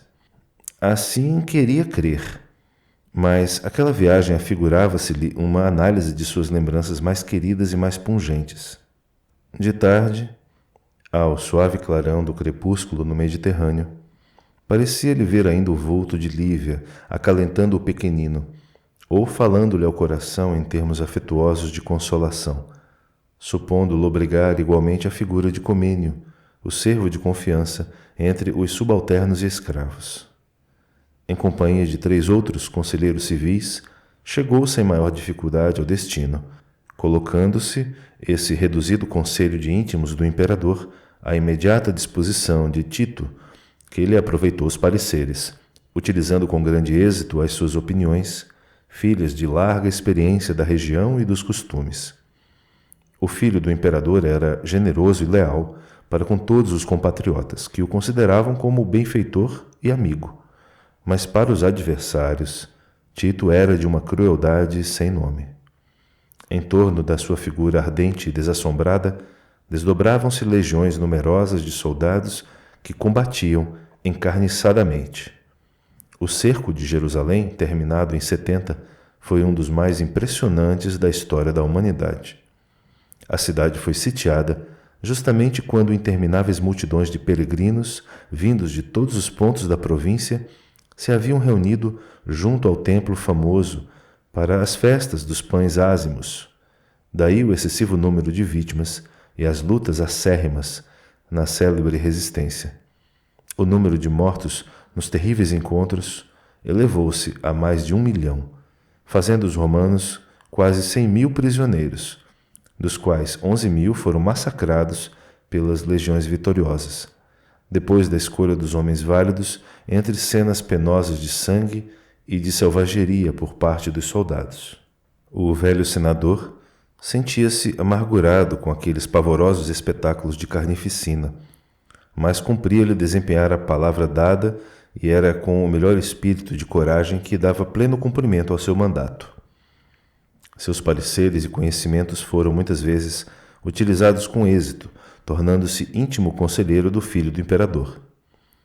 Diariamente, em companhia de um amigo, o senador Pompílio Crasso, visitava os postos mais avançados das forças atacantes, verificando a eficácia da nova orientação observada pela estratégia militar dos seus patrícios.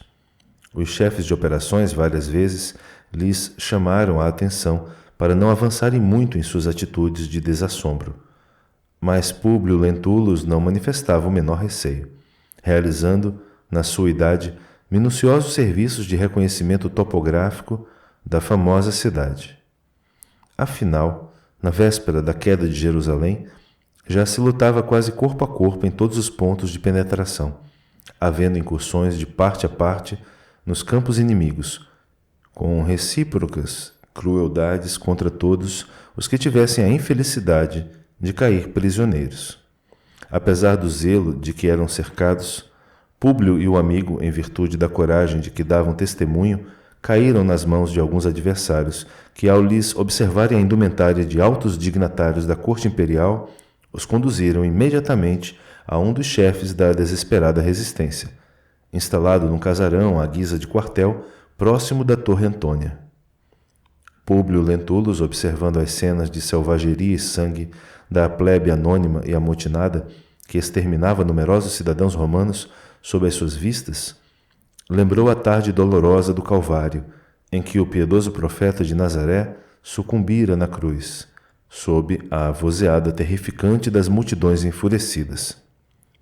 Enquanto caminhava tangido com brutalidade e aspereza, o velho senador considerava igualmente que, se aquele momento assinalasse a sua morte, deveria morrer heroicamente, como sua própria mulher, em holocausto aos seus princípios, embora houvesse fundamental diferença entre o reino de Jesus e o império de César.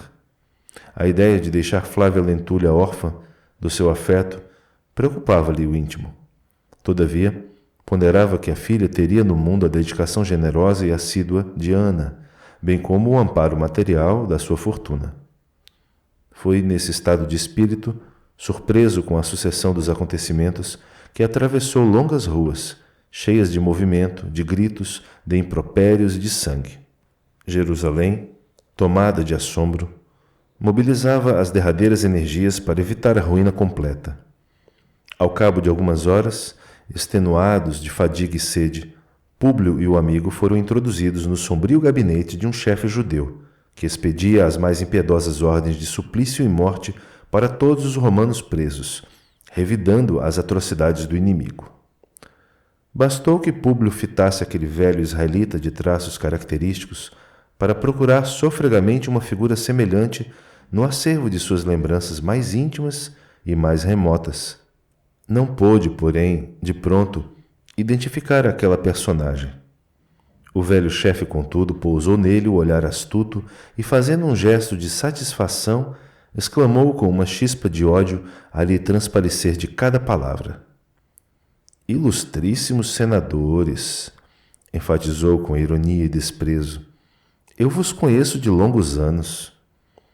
E fixando Públio, acentuou com malícia. Sobretudo, honro-me com a presença do orgulhoso senador Públio Lentulus, antigo legado de Tibério e de seus sucessores nesta província perseguida e flagelada pelas pragas romanas. Ainda bem que as forças do destino não me permitiram partir para outra vida, na minha velhice trabalhosa, sem me desafrontar de uma injúria inovidável. Avançando para o velho patrício que o contemplava supinamente surpreendido, repetia com insistência irritante. Não me reconheceis?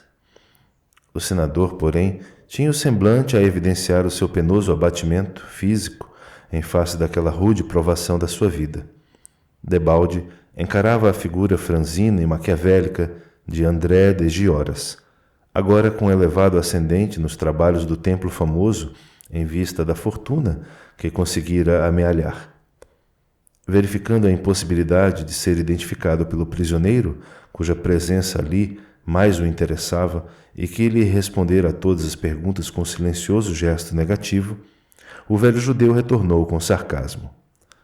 Públio Lentulus, sou André de Gioras, o pai a quem insultaste um dia com o excesso da tua autoridade orgulhosa. Lembras-te agora? O prisioneiro fez um sinal afirmativo com a cabeça. Vendo, porém, que o seu atrevimento não o intimidava, o chefe de Jerusalém insistia exasperado. E por que não te humilhas neste momento diante de minha autoridade? Ignoras, porventura, que posso hoje decidir dos teus destinos? Qual a razão por que não me pedes comiseração? Públio estava exausto. Lembrou os seus primeiros dias em Jerusalém, recordou a visita daquele agricultor inteligente e revoltado.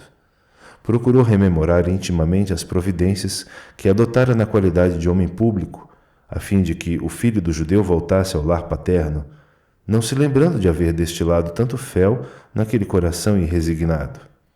Deliberara nada dizer, diante da sua figura exasperada e truculenta, atendendo às suas íntimas disposições espirituais. Mas em face da ousada insistência, sem abdicar às antigas tradições de orgulho e vaidade que o caracterizavam noutros tempos, e como se desejasse demonstrar desassombro em tão penosas circunstâncias, replicou, afinal, com energia. Se vos julgais aqui no cumprimento de uma obrigação sagrada, acima de qualquer sentimento particular e menos digno, não esperei que se vos peça comiseração, pelo fato de cumprirdes o vosso dever. André de Gioras franziu o sobrolho, exasperado com a resposta imprevista, andando de um lado para outro no amplo gabinete, como se estivesse a cogitar o melhor meio de executar a tremenda vingança.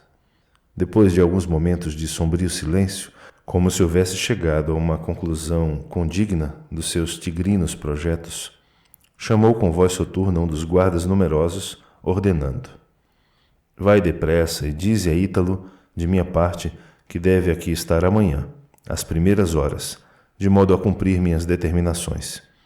E enquanto o emissário saía, dirigiu-se aos 2 prisioneiros nestes termos: A queda de Jerusalém está iminente, mas darei a última gota de sangue da minha velhice para exterminar as víboras do vosso povo. Vossa raça maldita veio cevar-se na cidade eleita, mas eu exulto com a minha vingança em vós ambos, orgulhosos dignatários do império e da impiedade e do crime. Quando se abrirem as portas de Jerusalém, terei executado meus implacáveis desígnios.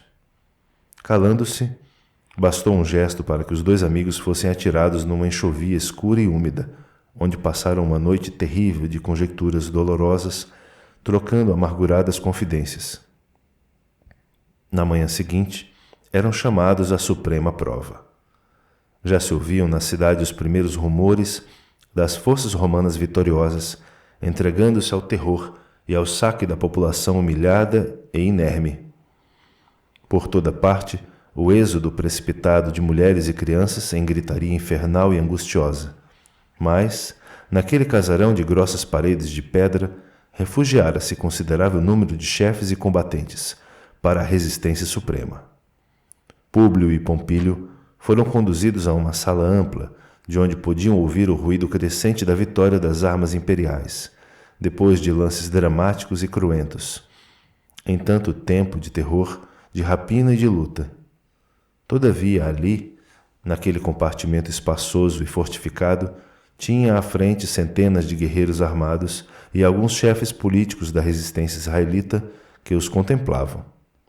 Diante do avanço vitorioso das legiões romanas, era de notar a inquietação e o pavor que dominavam todos os semblantes, mas havia um interesse geral pelos dois prisioneiros importantes do império, como se eles representassem o último objeto em que se pudessem cevar o ódio e a vingança. Modificando, todavia, aquela situação indecisa, André de Gioras tomou a palavra em voz estranha e sinistra, que retumbou por todos os ângulos da casa. Senhores, estamos chegando ao fim da nossa desesperada defesa, mas temos o consolo de guardar dois grandes chefes da amaldiçoada política de rapina do Império Romano. Um deles é Pompílio Crasso, que começou a sua carreira de homem público nesta província desventurada, inaugurando um longo período de terror entre os nossos compatriotas infelizes. O outro, senhores, é Públio Lentulus, orgulho legado de Tibério e de seus sucessores na Judéia humilhada de todos os tempos, que escravizou nossos filhos ainda jovens e organizou processos criminosos em todas as zonas provinciais, fomentando o pavor de nossos irmãos perseguidos e flagelados, lá da sua residência senhorial da Galiléia. Pois bem, antes que os malditos soldados da pilhagem imperial nos aprisionem e aniquilem, cumpramos nossos desígnios. Todos os presentes ouviram-lhe a palavra como se fora a ordem suprema de um chefe a quem se devesse obedecer cegamente. Os dois senadores foram então amarrados com pesadas peças de ferro aos postes do suplício, sem liberdade para qualquer movimento, restringindo suas expressões de mobilidade aos olhos silenciosos e serenos do sacrifício. Nossa vingança, voltava o odiento israelita a explicar, deve obedecer ao critério da antiguidade. Primeiramente deverá morrer Pompílio Crasso, por ser o mais velho, e para que o vaidoso senador Públio Lentulus compreenda o nosso esforço para eliminar a vitalidade do seu império maldito. Pompílio fitou longamente o amigo, como se estivesse fazendo suas despedidas angustiosas e mudas na hora extrema. Nicandro, este trabalho te compete, exclamou André, voltando-se para um dos companheiros. E dando ao vigoroso soldado uma espada sinistra, acrescentou com profunda ironia: tira-lhe o coração para o amigo, que deverá conservar a cena de hoje na sua memória para sempre. Os olhos do condenado brilharam de intensa angústia, enquanto as faces descoravam ao extremo, acusando as emoções dolorosas que lhe iam na alma. Entre ele e o companheiro de amargura, foi trocado então um olhar inesquecível. Em minutos rápidos, Públio Lentulus assistiu ao desenrolar da operação nefanda. A cabeça branca do supliciado pendeu ao primeiro golpe de espada, e do seu tórax encarquilhado foi arrancado violentamente o coração palpitante e sangrento. Entretanto, o senador sobrevivente ouvia já o rumor dos patrícios vitoriosos que se aproximavam, afigurando-se-lhe que já se lutava corpo a corpo às portas daquela turbulenta assembleia da vindita e do crime. A monstruosa cena estarrecia-lhe o ânimo, sempre otimista e decidido, mas não perdeu a compostura altiva e rígida que ele a si mesmo se impunha naquele angustioso transe. Terminada a execução de Pompílio, feita à pressa, porquanto todos os presentes tinham consciência da horrorosa situação que os esperava diante dos triunfadores, André de Gioras levantou novamente a voz. Meus amigos, afirmou soturnamente, ao mais velho, a penalidade misericordiosa da morte. Mas a este patrício infame que nos ouve, concederemos a pena amarga da vida, dentro do sepulcro das suas ilusões desvairadas de vaidade e orgulho. Públio Lentulus, o antigo emissário dos imperadores, deverá viver. Sim, mas sem os olhos que lhe clarearam o caminho do egoísmo supremo sobre os nossos grandes infortúnios. Deixá-lo-emos com vida, para que nas trevas da sua noite busque ver com os olhos dos escravos que ele espezinhou no curso da vida. Havia um penoso silêncio interior, embora se ouvisse, lá fora, o patear dos cavalos e o tinir das armaduras, aliados ao rumor sinistro de vozes praguejantes no ataque e na residência desesperada do último reduto. André de Gioras parecia, porém, embriagado com a volúpia de sua vingança, e mantendo o equilíbrio da assistência naquela hora trágica do destino que a todos aguardava, com a palavra magnética e persuasiva exclamou energicamente: Ítalo, compete às tuas mãos a tarefa deste momento. Da assistência compacta e inquietante, destacou-se um homem aparentando quase 40 anos de idade, surpreendendo o senador pelos seus traços finos de patrício.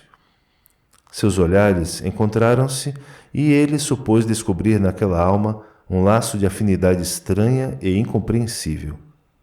Ítalo? Aquele nome não lhe recordava alguma coisa das proximidades da sua Roma inesquecida? Por que motivo estaria ali aquele homem, evidentemente de sangue nobre, combatendo ao lado dos judeus amotinados e intoxicados de ódio? Por sua vez, o verdugo, indicado pela voz soberana de André, parecia inclinado à ternura e à piedade por aquele homem velho e sereno, de mãos e pés amarrados ao poste da injúria, como que hesitava sobre se devia cumprir o sinistro e despiedado desígnio do seu chefe. Daí a minutos, surgia de uma porta larga e sombria um guerreiro israelita, trazendo em ampla bandeja de bronze uma lâmina de ferro incandescente, cuja ponta aguçada repousava entre brasas vivas.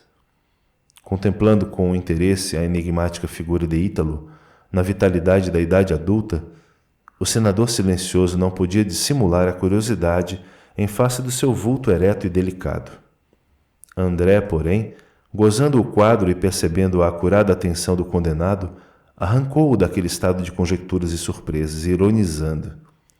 Então, senador, estás admirando o porte nobre de Ítalo? Lembrai-vos de que, se os patrícios se dão ao luxo de possuir escravos israelitas, os senhores da Judéia também apreciam os servos de tipo romano.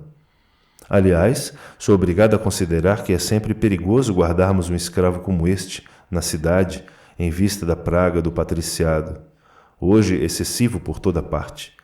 Mas eu consegui manter este homem de trabalho no ambiente rural até agora. Públio Lentulus mal poderia decifrar o sentido oculto daquelas irônicas palavras, não lhe sobrando tempo ali para qualquer introspecção. Observou que André se calara, atendendo à urgência com que devia ser levada a efeito a operação em perspectiva, de modo a não se perder o vermelho incandescente da lâmina fatídica. Diante de muitos olhares atônitos e desesperados, que não sabiam se fixavam à cena macabra ou se atentavam para a ruidosa penetração das forças de Tito a quebrarem naquele instante os obstáculos do último reduto, o algoz implacável entregou a Ítalo o terrível instrumento do sacrifício. Ítalo, recomendou com a máxima energia, este minuto é precioso. Vamos queimar-lhe as pupilas de modo a lhe proporcionarmos uma sepultura de sombras eternas, dentro da vida. O pobre homem, todavia, sensibilizado até as lágrimas em face do suplício que deveria infligir por suas mãos, parecia indeciso e titubeante. Senhor, disse Súplice sem conseguir formular objeções. Por que hesitas? Revidou André tiranicamente, cortando-lhe a palavra. Será preciso chicote para que me obedeças? Ítalo tomou então da lâmina humildemente. Aproximou-se de leve do condenado cheio de resignação e de fortaleza interior. Antes do instante supremo, seus olhares se encontraram, trocando vibrações de simpatia recíproca. Públio Lentulus ainda lhe fixou o porte, tocado de incontestável nobreza, esfacelado em suas linhas mais características pelos trabalhos mais impiedosos e mais rudes. E tão grande foi a atração que experimentou por aquele homem, fixado pelos seus olhos em plena luz, pela vez derradeira, que chegou a se recordar inexplicavelmente do seu pequenino Marcos, considerando-se que, se ele ainda vivesse num ambiente tão hostil, deveria ter aquele porte e aquela idade. As mãos de Ítalo, trêmulas e hesitantes, aproximaram-se dos seus olhos exaustos, como se o fizessem numa doce atitude de carinho, mas o ferro incandescente, com a rapidez do relâmpago, feriu-lhe as pupilas orgulhosas e claras, mergulhando-as na treva para todo sempre. Nisso observou a vítima que uma gritaria infernal reboava em toda a sala. Uma dor indefinível irradiava-se da queimadura, fazendo-lhe experimentar atrozes padecimentos. Ele nada mais divisava, além das trevas espessas que lhe cobriam o espírito, mas adivinhava que as forças vitoriosas lhe chegavam tardiamente para libertá-lo.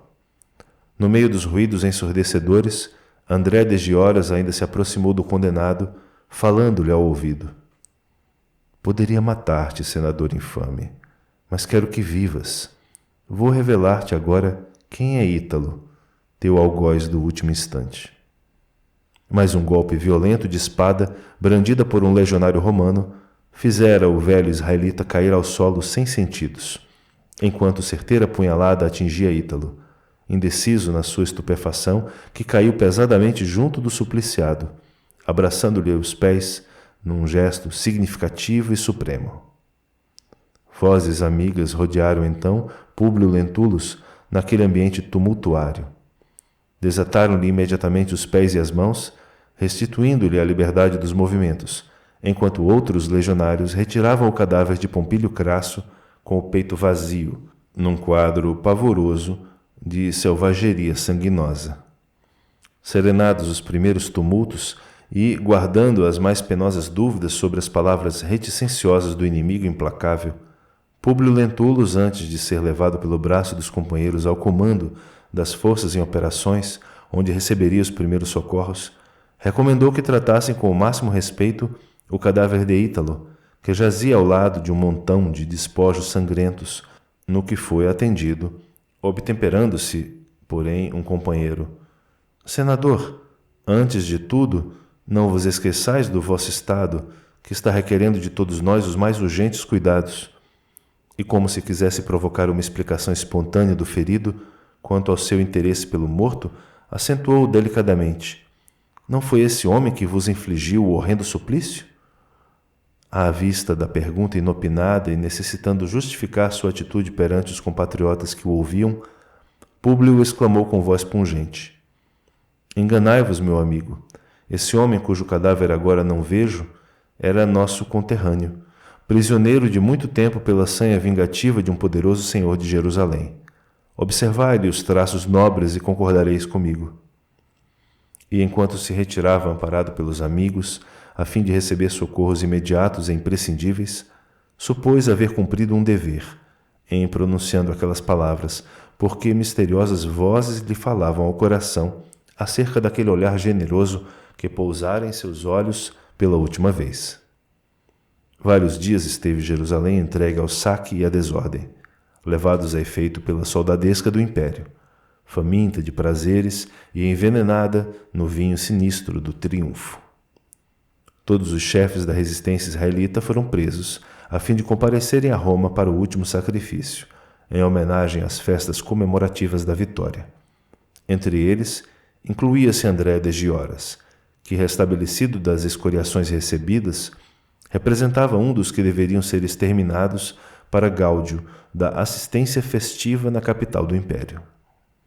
Depois da matança de 11.000 prisioneiros feridos ou inválidos, massacrados pelas legiões vencedoras, depois dos pavorosos espetáculos da destruição e sangue no Templo Magnífico, no qual Israel julgava contemplar a sua obra eterna e divina para todas as gerações de sua posteridade prolífica, voltou a caravana compacta dos vencidos e vencedores, cheia de riquezas ilícitas e troféus maravilhosos, de modo a exibir em Roma todos os ornamentos ilustrativos da vitória, entre vibrações tumultuárias e cânticos de triunfo. Numa galera confortável e tranquila, viajou Públio Lentulus, resignado dentro da noite cerrada da sua cegueira, rodeado de amigos prestimosos que tudo faziam por minorar-lhe os sofrimentos morais. Antes de chegar a Roma, vezes muitas cogitou da melhor maneira de se dirigir diretamente a André, para arrancar-lhe a verdade e serenar as dúvidas íntimas quanto à identidade do escravo de tipo romano que o ferira para sempre nos preciosos dons da vista. Ele, porém, agora estava cego, e para realizar esse desejo teria de empregar um largo processo de providências, de colaboração estranha, e assim não havia atinado com a melhor maneira de ouvir o judeu sem ferir as tradições de dignidade pessoal mantida em todos os tempos da vida pública.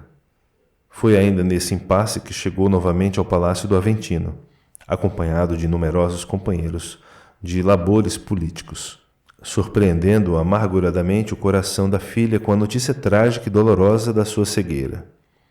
Ana, qual anjo fraterno, valorosa irmã de todos os infortunados, sincera discípula do cristianismo, esperou carinhosamente o seu senhor junto de Flávia, que exclamava cheia de incoercível desalento: meu pai, mas que desgraça! O velho patrício, todavia, no seu otimismo, confortava-lhe o espírito obtemperando. Filha, não te des ao trabalho de conjecturar a fundo os problemas do destino. Em todos os acontecimentos da vida temos de louvar os soberanos desígnios dos céus e espero que te encorajes de novo, porque somente assim viverei agora, junto de ti, em consolação afetuosa e recíproca. Foi o próprio destino que me afastou compulsoriamente das lides do Estado, a fim de viver doravante somente por ti. Abraçaram-se então efusivamente. Fundiram-se em beijos do mesmo infortúnio, vibrações de duas almas presas aos mesmos padecimentos.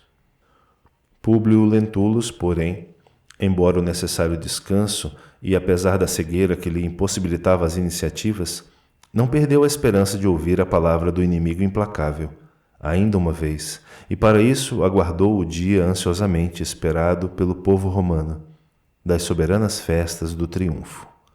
Convém acentuar que o velho senador foi conduzido à cidade imediatamente, em virtude da sua especialíssima situação. Mas o vencedor e as suas legiões infindáveis entrariam em Roma com todos os faustosos protocolos dos triunfadores, de conformidade com os numerosos regulamentos da própria antiga república. No dia aprazado, toda a capital, com a sua população de 1,5 milhão de habitantes, aproximadamente, aguardava as magníficas comemorações da vitória. Desde as primeiras horas do dia, começaram a agrupar-se às portas da cidade as legiões vencedoras, desarmadas, vestindo delicadas túnicas de seda, ostentando soberbas auréolas de louro. Transpondo as portas da cidade sob os aplausos estrondosos de multidões sem fim, foi-lhes oferecido esplêndido banquete, presidido pelo próprio imperador e seu filho.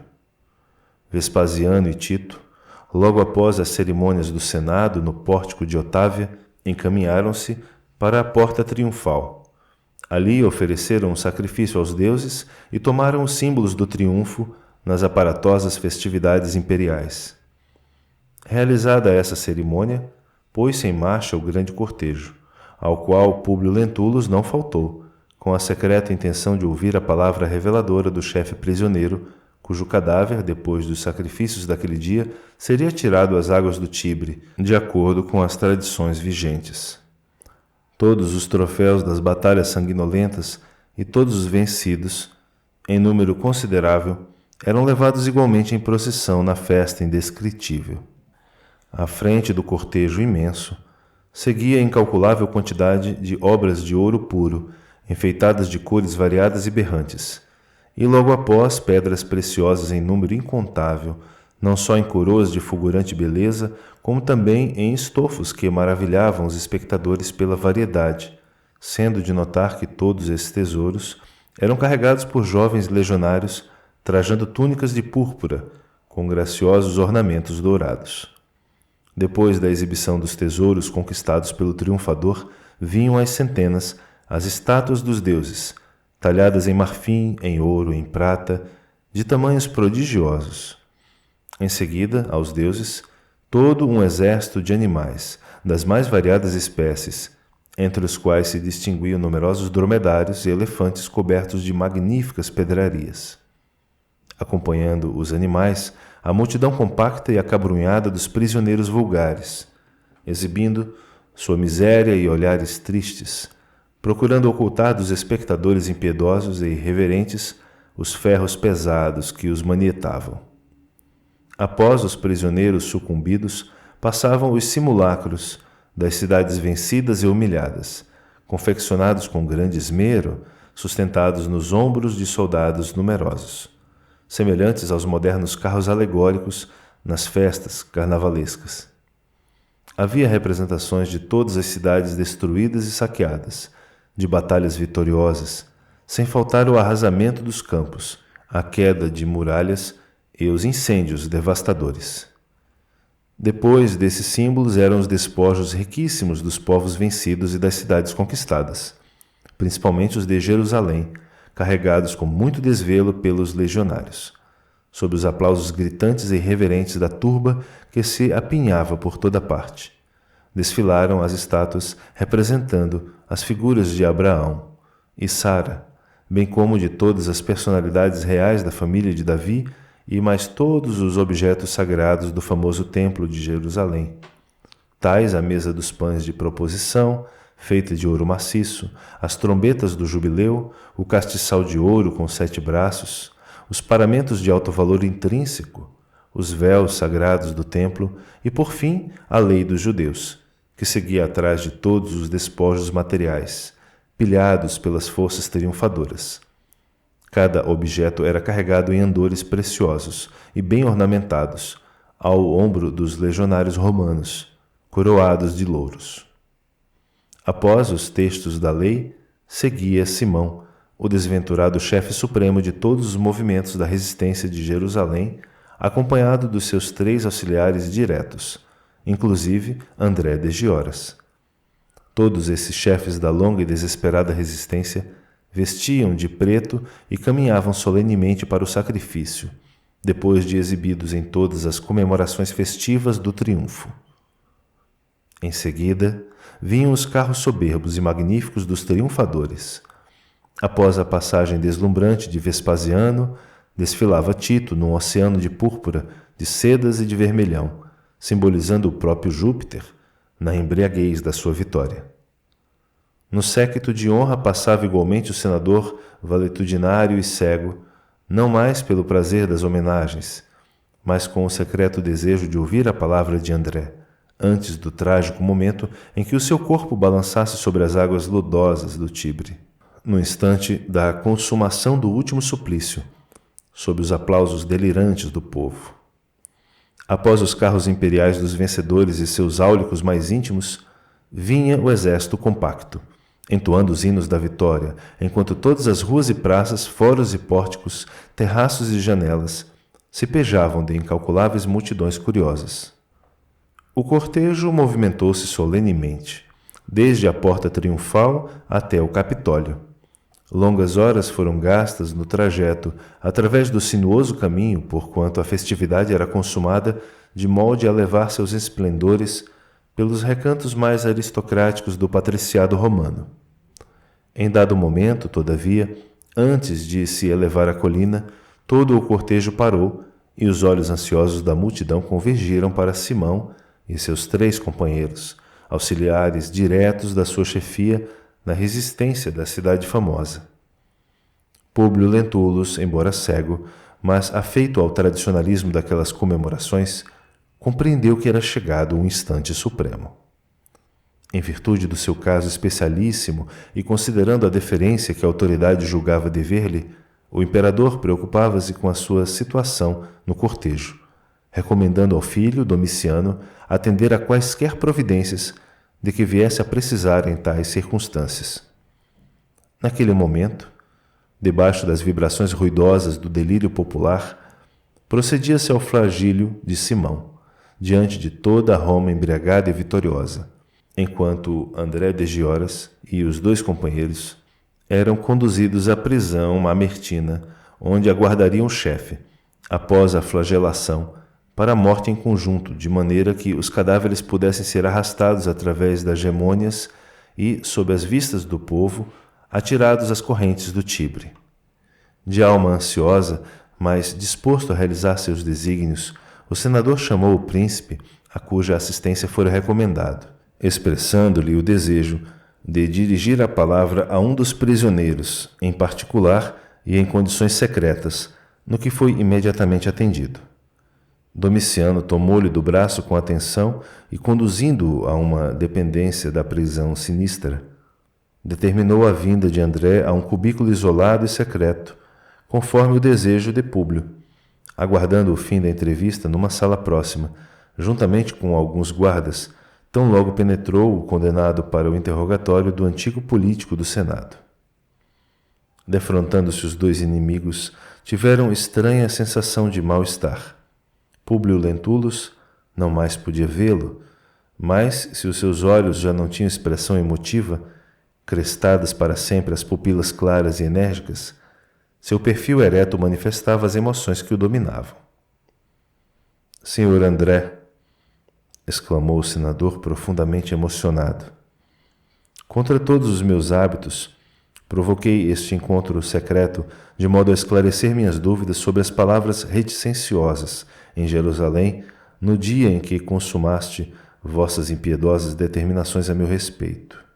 Não quero agora entrar em pormenores sobre a vossa atitude, mas tão somente informar-vos, neste momento em que a justiça do império vos toma à sua conta, que tudo fiz por devolver-vos o filho prisioneiro, cumprindo um dever de humanidade ao receber as vossas súplicas. Lamento que as minhas providências tardias não alcançassem o efeito desejado, fermentando tão violenta odiosidade no vosso coração. Agora, porém, não mais ordeno. Um cego não pode determinar providências de qualquer natureza em face das penosas injunções da sua própria vida, mas solicito o vosso esclarecimento sobre a personalidade do escravo que me crestou a vista para sempre. André de Gioras estava igualmente abatidíssimo na sua decrepitude enfermiça. Comovido pela atitude daquele pai humilhado e infeliz e fazendo o íntimo retrospecto dos seus atos criminosos naquelas horas supremas de sua vida, respondeu, extremamente compungido: Senador Lentulus, a hora da morte é diferente de todas as outras que o destino concede à nossa existência à face do mundo. É por isso, talvez, que sinto o meu ódio agora transformado em piedade, avaliando o vosso sofrimento amargo e rude. Desde que fui preso, venho considerando os erros da minha vida criminosa. Trabalhando no templo e vivendo para o culto da lei de Moisés, só agora reconheço que Deus concede liberdade de ação a todos os seus filhos, mormente aos seus sacerdotes, tocando-lhes, porém, a consciência no momento da morte, quando nada mais resta senão a apresentação da alma falida diante de um tribunal a que ninguém pode mentir ou subornar. Sei que é tarde para reagir no caminho percorrido, a fim de refazer os nossos atos, mas um sentimento novo me faz falar-vos aqui com a sinceridade do coração, que, acicatado pelo julgamento divino, já não pode enganar a ninguém. Há quase 40 anos, vossa austeridade orgulhosa determinou a prisão de meu único filho, remetendo-o impiedosamente para as galeras, e, debalde, implorei a vossa clemência de homem público para o meu espírito desamparado. Das galeras, contudo, meu pobre Saul foi remetido para Roma, onde foi vendido miseravelmente no mercado de escravos ao senador Flamínio Severus. Nesse instante, o cego, que escutava atenta e eminentemente emocionado, ao identificar naquela narrativa o algoz da filha, interrompeu-a, perguntando: Flamínio Severus? Sim, era também como vós um senador do império. Profundamente emocionado ao ligar os fatos dolorosos de sua família à pessoa do antigo liberto, mas necessitando de todas as energias morais para dominar-se, o senador recalcou no íntimo a sua amargura, conservando-se em atitude de expressivo silêncio, enquanto o condenado prosseguia. Saul, todavia, foi feliz, Abraçou a liberdade e fez fortuna, voltando de vez em quando a Jerusalém, onde me ajudou a prosperar. Mas devo revelar-vos que, não obstante os textos da lei por mim pregada, muitas vezes, que nos manda desejar ao próximo o que desejaríamos para nós mesmos, não cruzei os braços ante a vossa arbitrariedade criminosa, jurando vingar-me a qualquer preço. Para isso, numa noite tranquila, roubei o vosso pequenino Marcos, na vossa residência de Cafarnaum, de cumplicidade com uma de vossas servas, que mais tarde tive de envenenar, para que não viesse a revelar o segredo e tolher meus sinistros propósitos, quando a vossa ansiedade paterna instituiu em Jerusalém o prêmio de um grande cestécio a quem descobrisse o paradeiro do pequenino. Lembrareis, por certo, da criada Semele, que morreu repentinamente em vossa casa. Enquanto André dos Gioras se detinha na triste confissão que lhe tocava as fibras mais íntimas da alma, representando cada palavra um estilete de amargura a lhe retalhar o coração, Públio Lentulus chegava tardiamente ao conhecimento de todos os fatos, recordando os angustiosos martírios da companheira como esposa caluniada e mãe carinhosa. Impressionado, porém, com seu silêncio doloroso, André continuava. Pois bem, senador, obedecendo aos meus sentimentos condenáveis, raptei vosso filhinho, que cresceu humilhado nos mais rudes trabalhos da lavoura. Aniquilei-lhe a inteligência, favoreci-lhe o ingresso nos vícios mais desprezíveis, pelo prazer diabólico de humilhar um romano inimigo, até que culminei na minha vindita em nosso encontro inesperado. Mas agora estou diante da morte e não sei enxergar mais a nossa situação, senão como pais desventurados.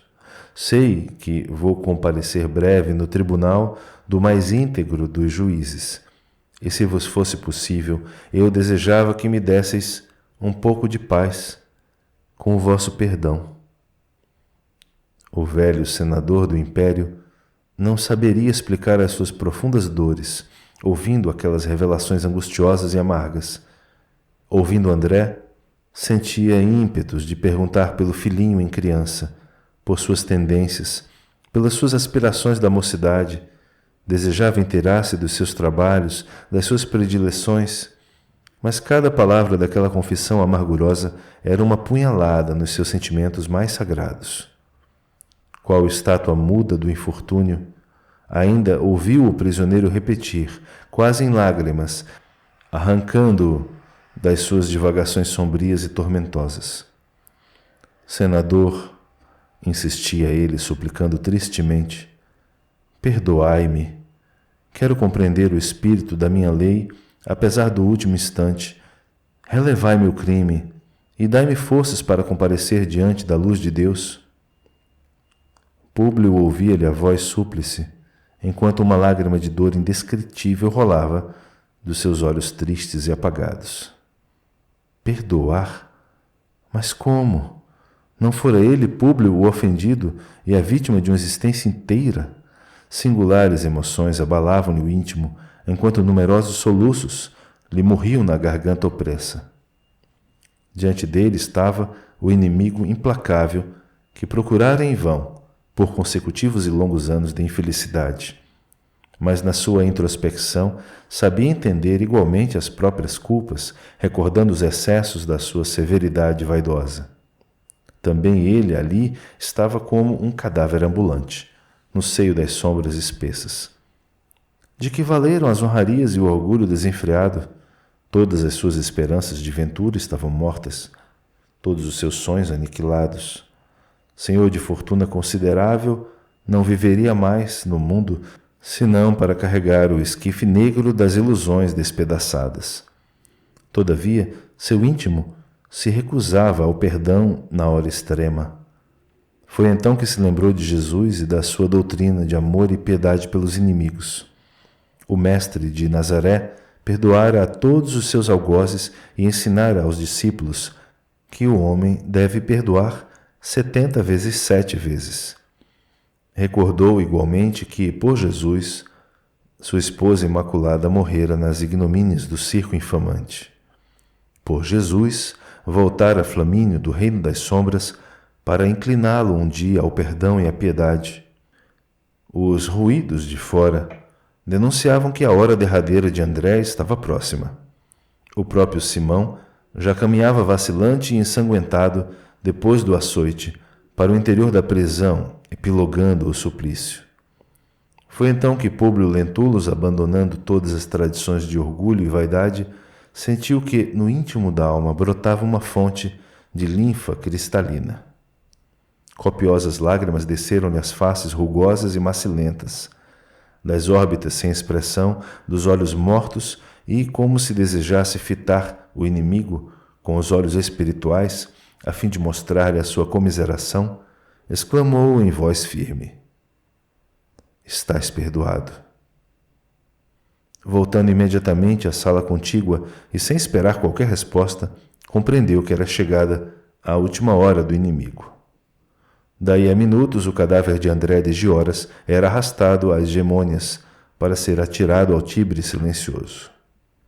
O senador nada mais percebeu do restante das numerosas cerimônias no templo de Júpiter.